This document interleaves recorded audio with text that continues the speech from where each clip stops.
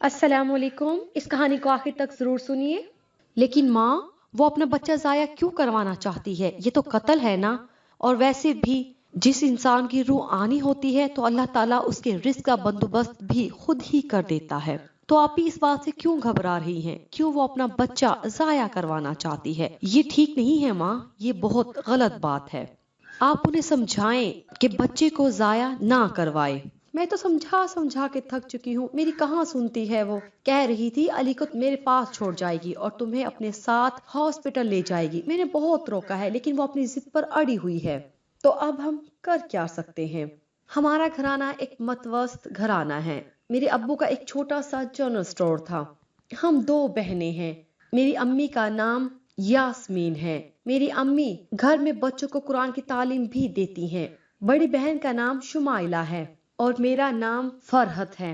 मैं बीए की तालीम हासिल कर रही हूँ। हमारी जिंदगी में तमाम आसाइशें मौजूद तो न थी, लेकिन हम सब्र शुक्र से जिंदगी गुजार रहे हैं। मेरे अब्बू की थोड़ी बहुत आमदनी से हमारा घर का गुजर बसर अच्छा चल रहा है। बस अब मेरे माँ बाप को मेरी फिक्र थी और इसी इंतजार में थे कि जैसे ही कोई मुनासिब रिश्ता आए वो अपने फर्ज से सबको दोष हो जाएं। उन्होंने बड़ी बेटी शुमाइला का रिश्ता करते वक्त भी लड़की की तनख्वाह पर ज्यादा ध्यान नहीं दिया था। बस शरीफ और नेक लोग देखकर रिश्ता कर दिया। आज मैं कॉलेज से घर आई तो माँ किचन में काम कर रही थी। मैं जानती थी कि किचन में माँ के अलावा और कौन हो सकता है, इसलिए बैग एक तरफ रखकर फौरन छोटे से बने किचन में दाखिल हुई, जहाँ मुश्किल से ही दो बंदे खड़े हो सकते थे। अस्सलाम वालेकुम अम्मी। उनको खाना बनाने में मसरूफ देखकर वो सलाम करती बोली, आज खैरियत है? मना किया था ना मैंने आपको, फिर आप क्यों खाना बना रही हैं? वो झंझलाते हुए पूछने लगी। वालेकुम सलाम मेरा बच्चा, हाँ सब खैरियत है, वो बस आज तुम्हारी आप ही आ रही हैं, इसलिए सोचा कुछ अच्छा बना लूं। तुम्हारे आने में अभी वक्त था तो मैं खुद ही बावर्ची खाने में आ गई। वो मोहब्बत से बोलती हांडी में चम्मच चलाने लगी। अम्मी, जब मैंने मना किया है आपको तो क्यों आप किचन में आती हैं? आपकी पहले ही तबीयत ठीक नहीं रहती। मैं वैसे भी आने वाली थी, रास्ते में ट्रैफिक की वजह से देर हो गई। और आप भी कब आ रही हैं? मुझे तो नहीं बताया उन्होंने आने का। सब खैरियत है ना? वो उन्हें देखती परेशानी से इस्तफसार करने लगी। बताया तो था, वही एक बात को लेकर बैठी है कि डॉक्टर के पास जाना है, खत्म करवाना चाहती है वो अपना बच्चा। अम्मी, आपने समझाया क्यों नहीं? अम्मी, लेकिन आप ही ऐसा कैसे कर सकती हैं? ये गुनाह है। बेटा तो मैं क्या करूं, मैं बारहा उससे बोल चुकी हूँ, लेकिन उसकी एक ही जिद है, देखा जाएगा। तो वो भी अपनी जगह सच्ची है। एक बच्चे को तो वो मुश्किल से पाल रहे हैं, ऐसे में दूसरा बच्चा बहुत मुश्किल हो जानी है उसके लिए। अभी वो कुछ बोलती के अंदर दाखिल होती शुमाइला ने सलाम किया और उनके करीब आते उसके गले लगी। उसका 7 साला बेटा अली भागता हुआ खाला बोलता उसे आकर चिमट गया। मेरी जान, मेरा सोना, कैसा है? फरहत नीचे झुकती उसके गाल चूमती बोली, मैं बिल्कुल ठीक हूँ खाला। आप जानती हैं मामा ने कहा आज हम यहाँ रात रहेंगे, बहुत मजा आएगा। वो पुरजोश होता बोला, जी मेरा बेटा, बहुत मजे करेंगे हम। आप जाओ नानी जान से मिलो, मैं मम्मा को पानी दे के आती हूँ। पानी का गिलास लेती वो कमरे में दाखिल हुई, जहाँ उसकी बड़ी बहन शुमाइला बेड पर टेक लगाए बैठी थी। आगे बढ़ती पानी का गिलास उसे थमाती करीब बैठ गई। कैसी तबीयत है अब आपकी? उसके मुरझाए हुए जर्द पड़ते चेहरे की जानिब देखते हुए बोली, जिसकी रंगत में सुर्खी झलकती थी। अब कैसे बीमार लग रही थी। बेहतर हूँ पहले से। पानी का एक घूंट भरती वो गिलास एक तरफ रखते हुए बोली, बताया है मुझे अम्मी ने तुम्हारे हॉस्पिटल जाने का। आप भी क्यों ऐसा सोच रही हो? खुदा पर यकीन रखो, अल्लाह बहुत बेहतर फैसला करेगा। खुदा पर यकीन है फरहत, लेकिन तुम जानती हो हमारे हालात, इतनी मुश्किल से तो एक को पाल रहे हैं, ऐसे में दूसरे को कैसे संभालेंगे? वो सरत से उसकी जानिब देखती हुई बोली, तुम्हें क्या लगता है कि मुझे औलाद का शौक नहीं? मैं भी चाहती हूँ मेरी बेटी हो जो बड़े होकर मेरा साथ दे, मेरे दुख सुख की साथी बने, लेकिन मैं अपने हालात से भी वाकिफ हूँ। वो थकन ज्यादा लहजे में बोली, इस बात से कोई फर्क नहीं पड़ता कि आप किस कदर कीमती हैं। अगर आप ऐसी जगह नहीं है जहाँ आपकी कदर हो तो आप कुछ भी नहीं हैं, और मैं नहीं चाहती कि मेरी औलाद की नाकदरी हो। मैं जानती हूँ।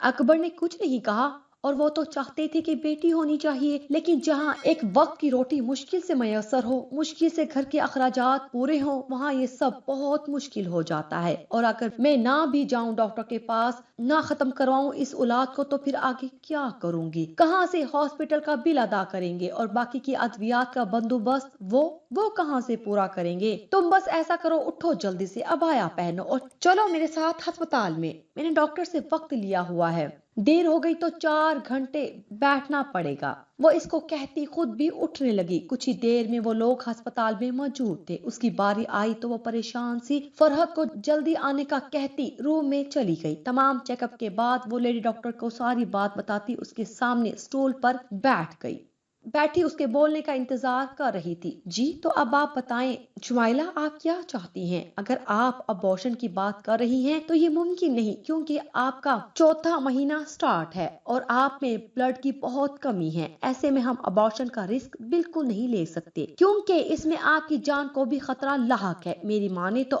آپ اب اس بچے کو دنیا میں لائیں۔ میرے 30 سالہ ریکارڈ میں ابھی تک میرے پاس ایسا کوئی کیس نہیں آیا کہ 4 مہینے تک پریگننسی کا علم نہ ہو۔ اس میں اللہ کی کوئی بہتری ہے، ورنہ آپ کے کہے مطابق کہ آپ نے 3 مختلف جگہوں سے چیک اپ کروایا اور الٹرا ساؤنڈ میں بھی کچھ پتہ نہیں چلا، اس کا یہی مطلب ہے خدا بھی یہی چاہتا ہے کہ یہ بچہ دنیا میں آئے۔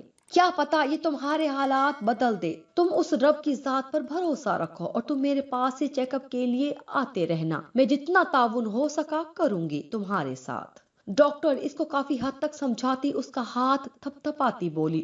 وہ بھی خاموشی سے اٹھی، اپنی فائل تھامے کمرے سے باہر نکل آئی۔ سارے راستے فرحت اس سے پوچھتی رہی کہ ڈاکٹر نے کیا کہا، لیکن اس نے خاموشی نہیں توڑی۔ گھر آتے ہی وہ کمرے میں چلی گئی۔ یاسمین بیگم پریشانی سے اس کے قریب جاتی اس کا پریشان چہرہ دیکھ کر تمام صورتحال پوچھنے لگی، لیکن اسے کچھ معلوم ہوتا تو بتاتی۔ دونوں ایک ساتھ کمرے میں داخل ہوئی۔ وہ بیڈ پر سر ہاتھوں میں گرائے بیٹھی تھی۔ اس کو ایسے بیٹھے دیکھ کر دونوں ماں بیٹی جلدی سے اس کے قریب آ گئی۔ شمائلہ کیا بات ہے میری بیٹی؟ کیا ہوا ہے؟ کیا کہا ہے ڈاکٹر نے؟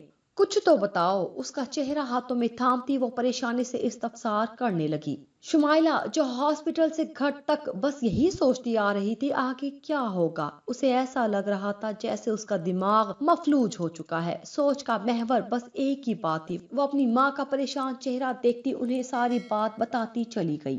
کچھ دیر خاموشی کے بعد وہ اس کے سر پر پیار سے ہاتھ پھیرتے بولی، میری بیٹی تو اس میں پریشانی والی کیا بات ہے؟ کیوں وقت سے پہلے ہی اتنی پریشانی لے کر خود کو ہلکان کر رہی ہو؟ انشاءاللہ جس ذات پاک نے یہ وقت قریب کیا ہے وہی آگے بھی بہتر کرے گا۔ تمہیں کیا خدا پر یقین نہیں ہے؟ امی خدا پر یقین ہے، لیکن آپ حالات بھی تو دیکھیں۔ میں خدا سے کم ہونے کا شکوہ نہیں کر رہی۔ میں جانتی ہوں کہ رزق عورت کے نصیب میں لکھا ہوتا ہے اور اولاد مرد کے، لیکن بات صرف اتنی سی ہے کہ جو شخص اپنے حالات نہیں بدلنے کی کوشش کرتا خدا بھی اس کی مدد نہیں کرتا۔ اللہ پاک بھی تو فرماتا ہے کہ تم محنت کرو میں اس میں برکت دوں گا، لیکن جو شخص محنت ہی نہیں کرنا چاہتا اس کا کیا کروں؟ میں 1000 بار اکبر کو کہہ چکی ہوں کہ کوئی اور بھی کام ڈھونڈو، لیکن نہیں، وہ اپنی ضد پر اٹکا ہوا ہے کہ مجھے گورنمنٹ کی ہی نوکری کرنی ہے۔ جو تھوڑی بہت جمع پونجی تھی وہ بھی رشوت کے طور پر انہیں دے آیا ہے کہ بے شک پانی کی ٹینکی ہی بند کرنے پر اس کی نوکری لگوا دو، لیکن ہونی گورنمنٹ کی چاہیے۔ میں کیا کروں؟ اسے سمجھا کر تھک چکی ہوں۔ ہر طریقے سے میں اس سے بات کر چکی ہوں، گھر میں لڑائی بھی ڈال چکی ہوں، لیکن اس کی ایک ہی بات ہے کہ وہ کہیں اور نوکری نہیں کرے گا۔ اب جا کر وہ ایک بیکری پر سیلز مینی کر رہا ہے، وہاں سے 5 سال بعد اب آ کر 14,000 ملنے لگے ہیں۔ کیا اس میں گزارا ممکن ہے؟ گھر کے اخراجات دیکھیں، بجلی کا بل اور سودا لانے میں ہی سب پیسے ختم ہو جاتے ہیں۔ باقی کے جو کچھ آپ دیتی ہیں تھوڑے بہت وہی سنبھال کر رکھتی ہوں۔ اس شخص کو ذرا فکر نہیں کہ اس کا بیٹا ہے، اسکول جاتا ہے، کل کو بڑی کلاس میں جائے گا، اس کی فیس، یونیفارم، اتنا سب کچھ کہاں سے پیسے دیں گے ہم؟ لیکن وہ اپنی موج میں ہے اور آپ کہتی ہیں کہ ان حالات میں صبر کروں، خاموش ہو جاؤں، پریشانی نہ لوں؟ کیسے امی؟ کیا اللہ کو نہیں پتا تھا میرے حالات کا؟ وہ تو سب جانتا ہے، پھر کیوں ایک اور آزمائش مجھ پر ڈال دی؟ میں اس قابل نہیں ہوں، تھک گئی ہوں، آپ تو بہتر جانتی ہیں، اپنی تکلیف برداشت ہو جاتی ہے لیکن اولاد کی تکلیف جان نکال دیتی ہے۔ میں نہیں چاہتی کہ میرا بچہ دوسرے بچوں کا منہ دیکھے، اس لیے میں چاہتی تھی اس بچے کو ختم کرنا، لیکن خدا کو یہ بھی منظور نہیں۔ نم لہجے میں وہ بولتی بیڈ پر لیٹ گئی، دماغ تھا کہ پھٹنے کو تھا، سوچے ختم نہیں ہو رہی تھی، آگے کے وقت کی فکر کھائے جا رہی تھی۔ اچھا تم لیٹو، میں کھانا لگاتی ہوں، تمہارے ابو بھی آنے والے ہوں گے۔ فرحت باہر علی کے پاس چلی گئی، وہ نہیں چاہتی تھی چھوٹا بچہ اپنی ماں کو دیکھ کر پریشان ہو۔ اکرم صاحب گھر واپس آئے تو اپنے نواسے کو دیکھ کر بہت خوش ہوئے۔ شمائلہ بھی ان کی آواز سنتی اٹھ کر باہر آ کر سلام کرتے ان کے قریب بیٹھ گئی۔ کھانا کھانے کے بعد باتیں کرتے ہوئے وقت کا اندازہ ہی نہیں ہوا۔ رات کو وہ واپس اپنے گھر چلی گئی۔ جاتی دفعہ اس کی ماں بہن نے اسے بہت حوصلہ دیا، اسے صبر سے کام لینے کی تلقین کی۔ وہ سب کی باتیں سنتی، خاموشی سے سر ہلاتی اپنے خاوند کے ساتھ واپس گھر آ گئی۔ گھر آتے ہی اس نے ساری بات اپنے شوہر کے گوش گزار کی۔ وہ خاموش ہوتا، اسے پریشانی نہ لینے کا بولتا سو گیا، لیکن وہ ساری رات کروٹیں بدلتی رہی۔ وہ جانتی تھی وہ تو ہے ہی ایسا، اسے کسی بات کی فکر نہیں، اسے بس اپنی نیند پیاری تھی۔ وقت پر کھانا ملنا چاہیے، باقی دنیا بھاڑ میں جائے۔ وقت کا کام ہے گزرنا، وقت کب کس کے لیے رکتا ہے۔ وقت گزرتا جا رہا تھا اور اس کی طبیعت زیادہ خراب رہنے لگی تھی۔ گھر سے فون آتا تو وہ لوگ اسے وہاں آنے کا کہتے، لیکن وہ اپنے گھر کے حالات سے بھی واقف تھی، بلا وجہ ان پر بوجھ نہیں بننا چاہتی تھی، اسی لیے وہاں جانے سے علی کے اسکول کا بہانہ بنا کر انکار کر دیا۔ اکثر اس کی طبیعت اتنی خراب ہوتی کہ کھڑے ہونا مشکل ہو جاتا۔ بے شک نیچے والے پوشن میں اس کی جیٹھانی رہتی تھی، لیکن کبھی زیادہ آنا جانا نہ کرتی وہاں۔ خراب طبیعت کے باعث اکثر وہ سارا دن کچھ نہ کھاتی، مشکل سے جیسے تیسے وقت گزرتا گیا۔ آخری مہینے میں یاسمین بیگم اسے زبردستی ساتھ لے گئی۔ چیک اپ کے بعد ڈاکٹر نے بہت کمزوری بتائی اور اچھی خوراک کھانے کا کہا۔ وہ ان کو کیا بتاتی اپنی ذہنی حالت کے بارے میں، اس لیے ہر جگہ خاموش ہی رہتی۔ وہ اللہ کی رضا میں راضی ہو گئی تھی، خدا بہتر ہی کرے گا جو بھی ہوا۔ آج وہ وقت بھی آ گیا جب اس کے گھر ایک پیاری سی بچی پیدا ہوئی۔ سب اس معصوم بچی کے خوبصورت نقش میں کھو سے گئے۔ وہ تھی ہی بہت خوبصورت، نازک گڑیا سی، گلابی گڑیا چھوٹے سے کمبل میں لپٹی۔ جب یاسمین بیگم اس کے قریب لے کر گئی تو وہ بچی کو دیکھ کر اپنے سینے سے لگا گئی۔ اسے بڑی چاہ تھی کہ اس کی پہلی اولاد بیٹی ہو۔ خدا کا شکر ادا کرتی، کبھی اس کے گال چومتی، کبھی اس کے ہاتھ۔ علی جو بہن کے آنے پر بے انتہا خوش تھا، اپنی ماں کو دیکھتا فوراً اس کے پاس آ گیا۔ اس نے بھی اپنے بیٹے کو دیکھ کر باہیں پھیلا دی۔ میرا بیٹا، مما آپ ٹھیک ہے نا؟ وہ پریشانی سے ماں کے زرد چہرے اور ڈرپ والے ہاتھ کو دیکھتا بولا۔ الحمدللہ میرا بیٹا، میں ٹھیک ہوں۔ وہ ہلکی سی مسکان چہرے پر سجائے بولی، مما یہ کتنی پیاری ہے نا، اس کا نام کیا رکھیں گے ہم؟ وہ اپنی چھوٹی سی بہن کے ہاتھ چومتا ماں سے پوچھنے لگا، آپ بتا دو کیا نام رکھیں؟ حرین۔ کیسا ہے نام مما؟ بہت پیارا۔ لو جی، پھر آج سے ہماری گڑیا کا نام حرین ہے۔ فرحت بہن کی گود سے اسے لیتی بولی۔ سب اس کی بات پر مسکرا دیے۔ آہستہ آہستہ سب رشتہ دار بھی اسے ملنے آئے، بچی دیکھ کر گئے۔ 2 دن بعد وہ گھر واپس آئے۔ ابھی وہ اپنی ماں کے گھر ہی تھے۔ اس نے آتے ہی جو اس کے پاس پیسے جمع تھے وہ یاسمین بیگم کی ہتھیلی پر رکھ دیے۔ انہوں نے انکار کرنا چاہا لیکن اس نے منع کر دیا۔ گھر میں نیا مہمان آنے کی خوشی میں سب ہی بہت خوش تھے۔ شمائلہ تو اسے کم ہی اٹھاتی، یا یہ کہنا بہتر ہے کہ اسے کوئی پکڑنے ہی نہ دیتا۔ زیادہ وقت تو فرحت اسے اٹھائے رکھتی، کبھی اکرم صاحب اٹھا لیتے۔ آج وہ پورے 15 دن کی ہو چکی تھی۔ شمائلہ بھی اب چلنے کے قابل ہو گئی تھی، اس لیے اٹھ کے تھوڑا بہت کام کر لیتی۔ ویسے تو اسے کوئی اٹھنے نہ دیتا، لیکن بچی کے کپڑے تبدیل کرنے کے لیے وہ خود ہی اٹھتی۔ وہ حرین کے کپڑے تبدیل کر کے اسے فیڈ کروانے لگی۔ اس نے پہلے بھی 1-2 بار محسوس کیا تھا کہ اس کی روتے ہوئے ٹانگ کانپنے لگ جاتی ہے، لیکن وہ وہم سمجھتی ٹال گئی۔ لیکن اب تو وہ بالکل خاموش تھی۔ اسے خود سے دور کرتی وہ اس کی کانپتی ہوئی ٹانگ دیکھنے لگی۔ دیکھتے ہی دیکھتے اس کے کانپنے میں شدت آنے لگی۔ وہ ڈرتی اونچی آواز سے ماں کو بلانے لگی، امی امی، فرحت جلدی آؤ۔ آگے بیٹا، کیا ہو گیا ہے؟ فرحت بھی کام چھوڑتی بھاگتی اندر کمرے میں آئی۔ کیا ہوا ہے آپی؟ اس کی ٹانگیں دیکھیے امی، کتنی تیزی سے کانپ رہی ہیں، اور دیکھیے ذرا اس کا چہرہ بھی سرخ ہو رہا ہے۔ امی اسے کوئی مسئلہ ہے؟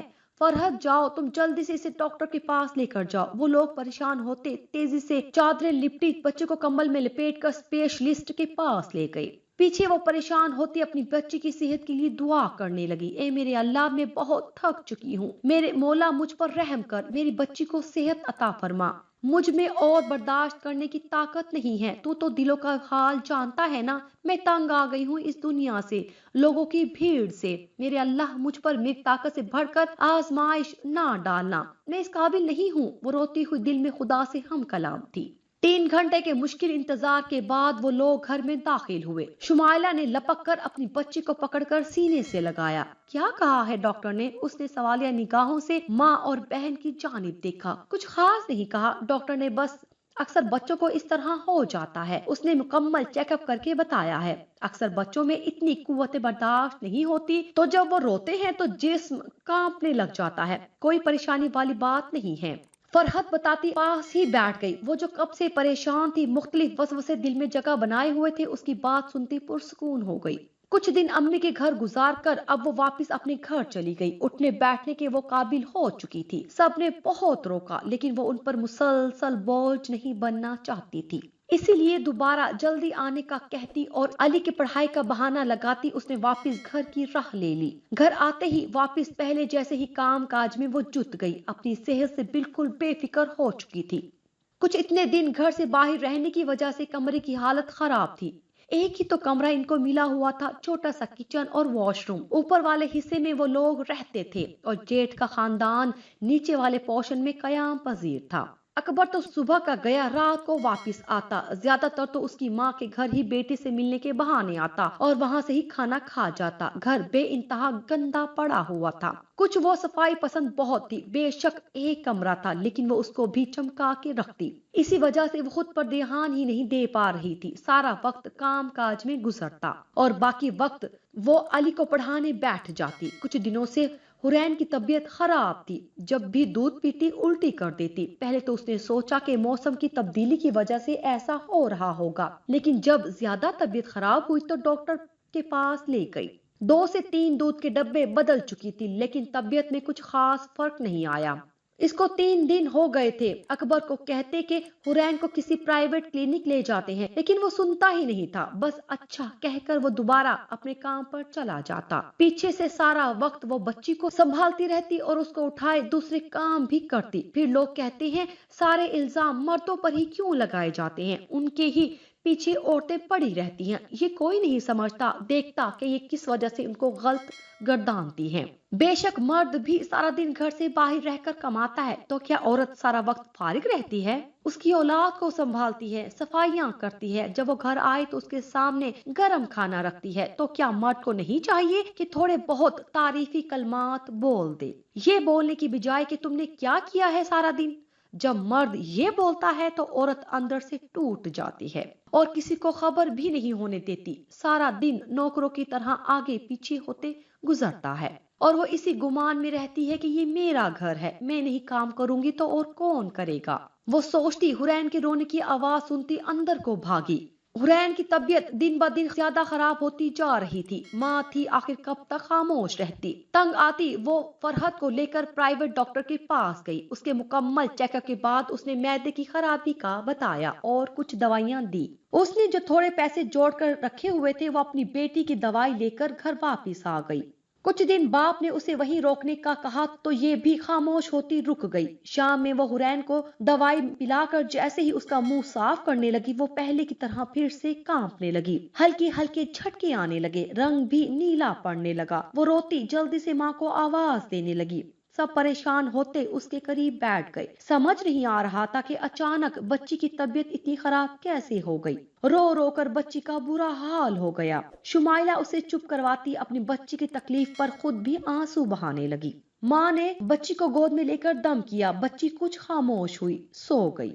یاسمین بیگم حرین کو یوں خاموش دیکھ کر گویا ہوئی۔ مجھے لگتا ہے شمائلہ بچی ڈر گئی ہے، میں تو کہتی ہوں اس کو کل مفتی صاحب کے پاس لے جا کر دم کروا آتے ہیں اور ساتھ میں نظر کا تعویذ بھی لے آتے ہیں، اکثر بچے ڈر بھی جاتے ہیں۔ آپ کیا کہتے ہیں اکرم صاحب؟ وہ ان کی جانب دیکھتی استفسار کرنے لگی۔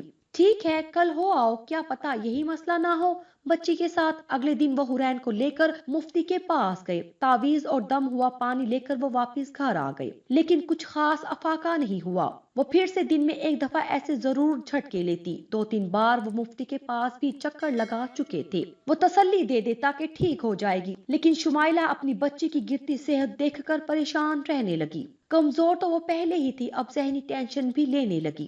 حرین 4 مہینے کی ہو گئی تھی، لیکن عام بچوں کی طرح اپنی ماں کو دیکھ کر اس کی جانب لپکتی نہیں تھی، نہ ابھی تک وہ کسی کو پہچانتی تھی۔ یہی بات زیادہ تفتیش ناک تھی کہ عام بچے تو 4 مہینے کے ہوتے ہی آوازیں نکالتے ہیں، ماں سے دور نہیں ہوتے، لیکن حرین بچوں کی طرح بالکل بھی ری ایکٹ نہیں کر رہی تھی۔ شمائلہ سارا دن اسے بار بار بلاتی، اس کا نام لیتی، لیکن وہ اپنا نام سن کر بھی اس کی جانب نہیں دیکھتی تھی۔ اسے تفتیش ہونے لگی کہ کہیں اس کی بچی کی بصارت تو خراب نہیں، جو وہ آوازیں سن کر بھی ان کی جانب دیکھتی نہیں۔ علی اس کے سامنے ہاتھ کرتا رہتا، لیکن وہ ارد گرد دیکھتی رہتی۔ وہ پریشان ہوتی، فرحت کو کال کر کے اسے صورتحال بتاتی، رونے لگی۔ وہ اسے حوصلہ دیتی، یاسمین بیگم کے ساتھ ان کے گھر گئی، وہاں سے دونوں بہنیں اسے لے کر آنکھوں کے ڈاکٹر کے پاس گئی۔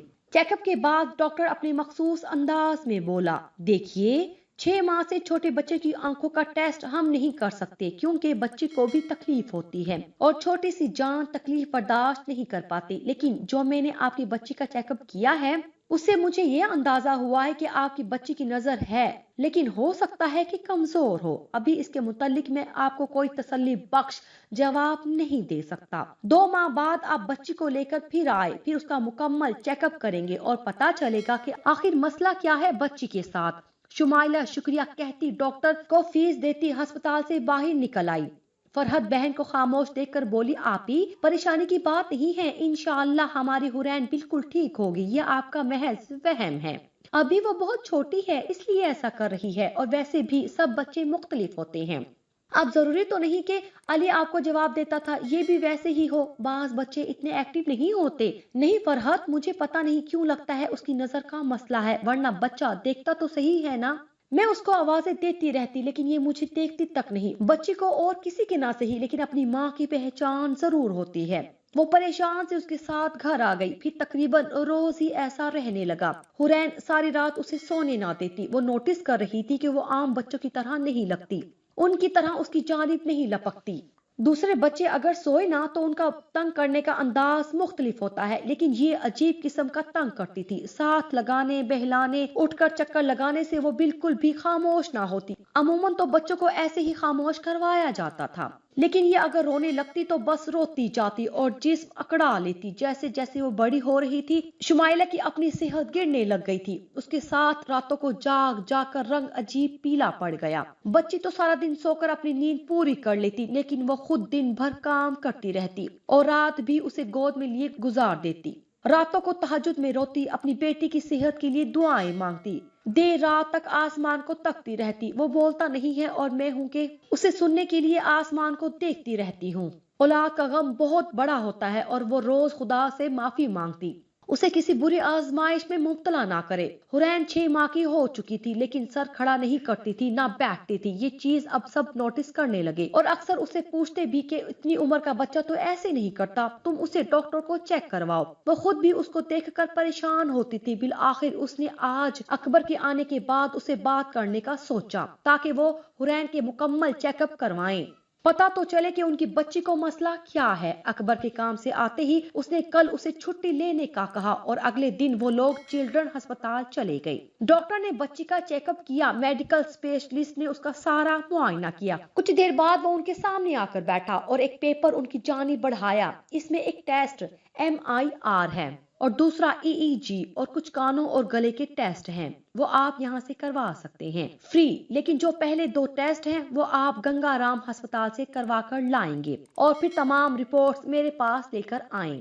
پھر میں آپ کو بتاؤں گا کہ آپ کی بچی کے ساتھ کیا مسئلہ ہے، کیونکہ جسمانی طور پر تو یہ بالکل صحت یاب ہے، لیکن ذہنی طور پر مجھے شک ہے کہ بچی ٹھیک نہیں۔ اب آپ رپورٹس لے کر آئیں گے تو میں آپ کو کوئی تسلی بخش جواب دے سکتا ہوں۔ وہ لوگ خاموشی سے اٹھتے دوسرے وارڈ کی جانب چلے گئے جہاں سے ٹیسٹ کروانے تھے۔ صبح 8 بجے کے گئے وہ شام 4 بجے گھر واپس آئے اور سیدھا امی کی طرف ہی گئی، کیونکہ علی کو انہوں نے اسکول نہیں بھیجا تھا۔ ہسپتال آتے وقت اسے وہاں چھوڑ آئے۔ حرین کے کان کا، گلے کا، آنکھوں کا ٹیسٹ کروا کر وہ واپس آئے۔ تھکن اتنی تھی کہ جسم ایسے لگتا تھا کہ کسی نے مار مار کر توڑا ہوا ہے۔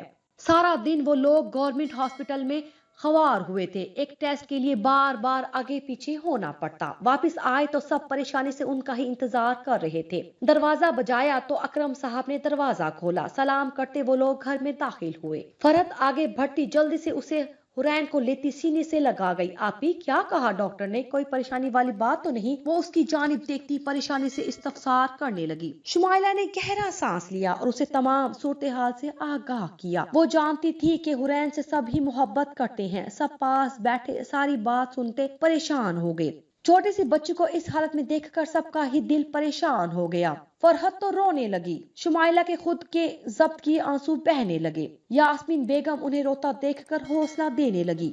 فرحت بہن کو رو کر اور پریشان نہ کرو، خاموش ہو جاؤ اور کھانا لگاؤ، سارے دن کے بچے بھوکے ہیں۔ وہ سر ہلاتی آنسو صاف کرتی اٹھ گئی۔ کھانے کے بعد وہ گھر جانے کے لیے اٹھنے لگے کہ فرحت اس کے قریب آئی۔ آپی آپ کو بابا اپنے کمرے میں بلا رہے ہیں۔ وہ سر ہلاتی اٹھتی، دروازہ نوک کرتی، اجازت لیتی اندر داخل ہوئی۔ میرا بیٹا، وہ اسے اندر آتا دیکھ کر محبت سے گویا ہوئے۔ اکرم صاحب شروع سے ہی اپنی بچیوں کو بیٹا کہہ کر پکارتے اور انہیں بہت محبت کرتے۔ نرمی ان کی طبیعت کا خاصہ تھی، وہ بہت نرم مزاج اور سائشتہ طبیعت کے انسان تھے۔ یہی وجہ تھی کہ شمائلہ اپنی ماں سے زیادہ ان کے قریب تھی۔ وہ ان کے قریب بیڈ پر بیٹھتی سر جھکا کر بولی، جی بابا آپ نے بلایا تھا؟ جی میرا بیٹا میں نے بلایا تھا۔ میری بیٹی پریشان کیوں ہے؟ آپ تو بہت بہادر ہیں، پھر کیوں چہرے پر پریشانی ہے؟ بابا میں تھک گئی ہوں، میں اس آزمائش کے قابل نہیں ہوں۔ بابا آپ جانتے تو ہیں انسان سب کچھ برداشت کر سکتا ہے، لیکن اولاد کا دکھ اسے اندر سے ختم کر دیتا ہے، اور مجھے لگتا ہے کہ میں ختم ہو رہی ہوں۔ میں نے کبھی خدا سے شکوہ نہیں کیا اور نہ اب کر رہی ہوں، لیکن بابا میں اس قابل نہیں۔ یہ تکلیف اذیت ناقابل برداشت ہے۔ میں اپنی بچی کو ساری رات تڑپتا نہیں دیکھ سکتی۔ وہ روتی ہوئی ہچکیاں لیتی بولی، میرا بچہ یوں روتے نہیں ہیں۔ اسے روتا دیکھ کر انہوں نے اسے ساتھ لگایا۔ آپ تو میرا بڑا سمجھدار بچہ ہو، آپ تو بہت خوش قسمت ہو۔ آپ جانتی ہے کہ اس نے آپ کو کیوں چنا؟ کیونکہ رب انہی کو چنتا ہے جنہیں وہ اپنے قریب کرنا چاہتا ہے، جن کو کوئی مقام دینا چاہتا ہے جو اس کے ہاں بہت خاص ہوتے ہیں، جن کو عزت دینا چاہتا ہے جو اس کے لیے بہت خاص ہوتے ہیں، جن کو وہ مضبوط بنانا چاہتا ہے۔ لیکن بابا میں تھک گئی ہوں، میں ٹوٹ رہی ہوں، مجھے لگتا ہے یہ دکھ مجھے ختم کر دے گا۔ وہ ان کے ساتھ لگتی روتے ہوئی بولی، میری بیٹی خدا ٹوٹی ہوئی چیزوں کو کبھی ضائع نہیں ہونے دیتا۔ ٹوٹے ہوئے بادل بارش برساتے ہیں، ٹوٹی ہوئی مٹی کھیتوں کے ساتھ قائم ہوتی ہے۔ بابا میں بہت کمزور ہوں، مجھے ڈر لگتا ہے کہیں میں اس آزمائش میں پوری نہ اتری تو۔ کچھ نہیں ہوتا میرا بیٹا، خدا بندے کی طاقت سے زیادہ اس پر بوجھ نہیں ڈالتا، اور ویسے بھی میری بیٹی بہت مضبوط ہے، کہتے انہوں نے اس کے ماتھے پر لب رکھے۔ اگلے دن وہ لوگ پرائیویٹ کلینک میں اس کی MIR کروانے گئے اور ساتھ میں EEG کا ٹیسٹ کروا کے دیر رات لوٹے۔ کل ساری ٹیسٹ کی رپورٹ آنی تھی۔ شمائلہ پریشان سے ساری رات جاگتی رہی۔ اکبر نے اور باقی سب نے اسے بہت حوصلہ دیا کہ انشاءاللہ سب اچھا ہوگا، لیکن اس کے دل میں ایک ڈر تھا کہ اگر رپورٹ اچھی نہ آئی تو پھر کیا کرے گی وہ؟ اس کی معصوم بچی کا پتہ نہیں کیا بننا تھا۔ رپورٹس ٹھیک آئیں گی، اکبر اسے حوصلہ دیتا بولا، مجھے بہت گھبراہٹ ہو رہی ہے، ابھی تک رپورٹس کیوں نہیں آئی؟ آپ جائیں پوچھ کے آئیں۔ میں پوچھ کر آیا ہوں، بس وہ لا رہا ہے 5 منٹ تک۔ کچھ ہی دیر میں وارڈ بوائے نے رپورٹس لا کر ان کے ہاتھ میں تھمائے۔ وہ لوگ دھڑکتے دل کے ساتھ ڈاکٹر کے کمرے میں داخل ہوئے۔ شمائلہ مسلسل درود پاک کا ورد کر رہی تھی۔ سلام کر کے ڈاکٹر کے قریب بیٹھتے انہوں نے رپورٹس آگے بڑھائیں، جنہیں ڈاکٹر نے سرعت سے تھام لیا اور لفافہ کھول کر انہیں پڑھنے لگا۔ دونوں ڈاکٹر کے بولنے کے منتظر تھے، جو رپورٹس دیکھ کر بالکل خاموش ہو گیا تھا۔ کچھ توقف کے بعد ڈاکٹر نے خاموشی توڑی۔ آپ مجھے یہ بتائیے کہ آپ کی بیٹی سر کھڑا کرتی ہے، آپ کو دیکھتی ہے، آوازوں کی جانب متوجہ ہوتی ہے؟ और अक्सर उसे छोटे छोटे झटके लगते हैं। डॉक्टर शुमाइला की जानिब सवालिया निगाहों से देखता बोला, जी ये सर खड़ा नहीं करती अभी तक और ना मेरी जानिब देखती है, और झटके तो नहीं लेकिन कांपने लग जाती है। ये शुमाइला डॉक्टर को देखते बताने लगी, जी वो झटके होते हैं, आपकी बच्ची को मिर्गी के दौरे पड़ते हैं जिसकी वजह से बच्ची का दिमाग मफलूज हो चुका है। अब किस हद तक हुआ है ये मैं नहीं जानता, मैं आपको कुछ मेडिसिन लिख कर दे रहा हूँ, वो उसे बाकायदगी से इस्तेमाल करवाए, नागा बिल्कुल नहीं करना, उससे ये होगा कि झटकों का फर्क रहेगा। और यहाँ पर हमारे स्पेशलिस्ट प्रोफेसर सर्जन डॉक्टर हैं, आप इसी वक्त उनके रूम में जाएं, मैं उन्हें कॉल करता हूँ, वो आपकी बच्ची का मुकम्मल चेकअप करके आपको असल बात बताएगा। यहाँ से सीधा जाएं तो उनका नाम दरवाजे पर दर्ज होगा। वो दोनों परेशान से राहदारी से गुजरते डॉक्टर के रूम के बाहर खड़े हो गए। शुमाइला बाहर बैठे दूसरे बच्चों को देखकर रो पड़ी। किसी का सर माँ की गोद में गिरा पड़ा था तो किसी के हाथ टेढ़े थे। शुमाइला क्या हो गया है यार, हौसला रखो, कुछ देर में हमारी बारी आनी है, मैं तब तक कुछ खाने को ले आता हूँ, पता नहीं और कितना वक्त यहाँ लगता है। कहता वो उठा, नहीं मुझे कुछ नहीं खाना, आप बस पानी ले आए। कहती वो एक कुर्सी पर बैठ गई। वो सर हिलाता पानी लेने चला गया। पीछे शुमाइला की नजर अपने बिल्कुल सामने बैठी औरत पर पड़ी जिसकी बच्ची बेहद हसीन थी, देखने में भी 4 माह की लग रही थी। वो औरत अपनी बच्ची को देखकर उसका माथा गाल चूम रही थी और साथ बे आवाज रो रही थी। उसको रोता देखकर शुमाइला के दिल को खींच पड़ी। वो उठती उसके करीब जा बैठी और सलाम करती रोने की वजह पूछने लगी। वो औरत नम लहजे में आंखों में ढेरों पानी लिए बोली, डॉक्टर कहता है मेरी बच्ची का दिमाग छोटा है, लेकिन ऐसा कैसे हो सकता है, मेरी बच्ची बिल्कुल ठीक है, मुझे जवाब देती है, मेरी जानिब देखती है, और ये डॉक्टर्स उसे पागल कह रहे हैं। वो रोती अपनी फूल सी बच्ची को चूमते बोली। जुमाइला ने बच्ची को देखा, बच्ची नजर लग जाने की हद तक हसीन थी और देखकर लगता ही नहीं था कि उसकी ज़हनी हालत खराब होगी। वो उसे हौसला देती बोली, कुछ नहीं होगा, इंशाल्लाह ठीक हो जाएगी आपकी बच्ची, आप दुआ करें, अल्लाह बेहतरी करेगा। इतनी देर में अकबर पानी की बोतल लिए घबराया सा करीब आया, हमारी बारी आ गई है, जल्दी चलो। वो उठती अपनी तेज होती धड़कनों को काबू करती खुदा पर सब छोड़ती डॉक्टर के कमरे में दाखिल हुई। सलाम करने के बाद वो करीब स्टूल पर हुरैन को गोद में लेकर बैठी और डॉक्टर की जानिब फाइल बढ़ाई। फाइल को खोले बगैर डॉक्टर सलाम का जवाब देता, उससे हुरैन को पकड़ता, उसके दिमाग की पिछली जानिब हाथ रखकर दिमाग का साइज मापने लगा। फिर उसके माथे पर अपना चौड़ा हाथ रखकर देखने लगा। शुमाइला और अकबर बिल्कुल खामोश दम साधे उसे भराई हुई नजरों से देख रहे थे। शुमाइला को बच्ची पकड़ाते डॉक्टर कुछ तवक्कुफ के बाद बोला, देखें आप दोनों को बड़े सब्र और हौसले के साथ मेरी बात सुननी है। आपकी बच्ची के दिमाग का साइज दूसरे बच्चों की निस्बत बड़ा है और आगे से माथा भी, और जब जब ये बड़ी होगी इसका साइज और बढ़ता जाएगा। आपने रिपोर्ट्स तो देखी ही नहीं डॉक्टर। शुमाइला डॉक्टर को देखती बोली, मेरे इतने सालों का तजुर्बा है, कभी गलत नहीं हो सकता, फिर भी आप कहती है तो मैं देख लेता हूँ। वो उसकी जानिब देखता बोला।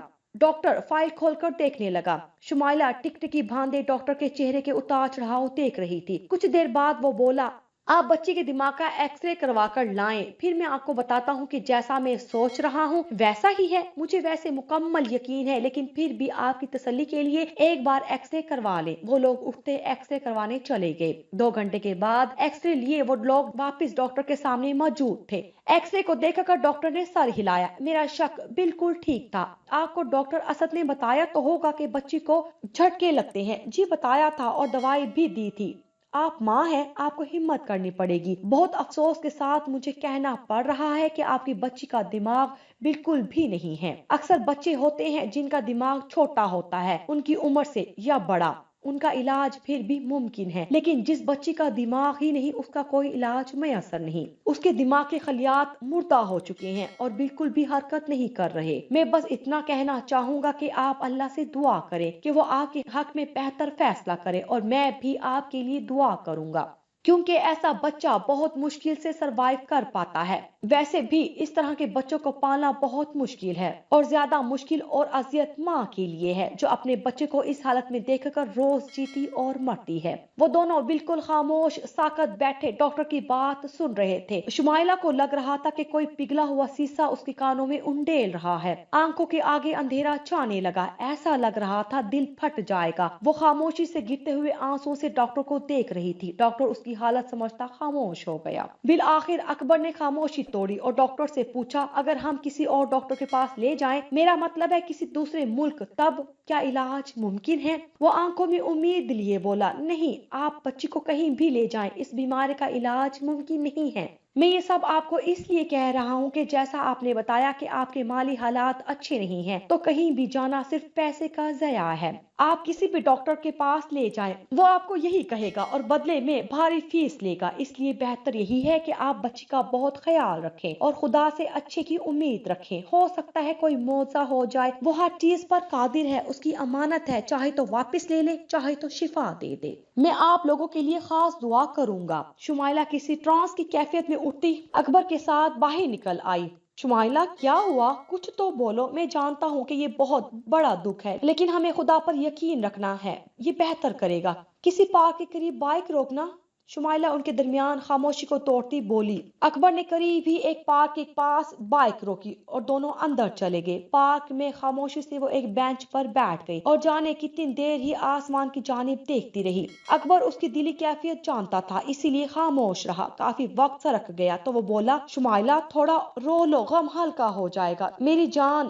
شمائلہ اسے زخمی نظروں سے دیکھتی خاموش رہی۔ وہ آگے کو ہوتا اسے اپنے سینے میں پینچ گیا اور پھر وہ جو سارے راستے خود پر ضبط کرتی آئی تھی، چیخ چیخ کر روئی، اللہ جی میری بچی، میری بچی۔ ہائے، پھوٹ پھوٹ کر روتے وہ خدا کو پکار رہی تھی۔ اللہ، میری بیٹی مر کیوں نہیں گئی؟ یہ سننے سے پہلے میری بچی کیسے؟ اللہ، اتنی بڑی آزمائش، اتنی اذیت، اسے اپنا دم گھٹتا محسوس ہو رہا تھا۔ کھلی ہوا میں بھی اسے آکسیجن کی کمی لگ رہی تھی، سانس لینا دوبر ہو گیا، تکلیف ہی تکلیف تھی، دل درد سے پھٹ رہا تھا اور وہ بس خدا کو پکار رہی تھی۔ اس نے ایسا کیا کیا جو اس کو اتنی بڑی سزا ملی؟ اس نے تو کبھی کسی کا دل نہیں دکھایا، کبھی کسی کو تکلیف نہیں دی۔ 8 سالوں سے وہ اتنے مشکل حالات میں بھی باخوشی گزارا کر رہی تھی، پھر کیوں اس کے ساتھ ایسا ہوا؟ اس کے ساتھ اکبر بھی تو اس کے غم میں برابر کا شریک تھا، وہ بھی باپ تھا، اس کا دکھ بھی کم نہ تھا، لیکن وہ مسلسل اس کی ہمت باندھ رہا تھا۔ بس کرو یار، انشاءاللہ اللہ بہتر کرے گا، یہ ڈاکٹر جھوٹ بول رہے ہیں، ہماری بیٹی بالکل ٹھیک ہے، دیکھا نہیں